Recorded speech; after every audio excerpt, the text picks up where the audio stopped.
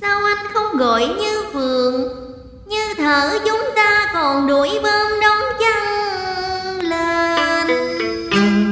Trên con cây dài xa thẳm, tôi vẫn xem tiểu thư như em gái của ngày nào còn ở tuổi ấu thơ. nhưng hôm nay em đã lớn khôn rồi, không còn như thuở lâu nữa. Bây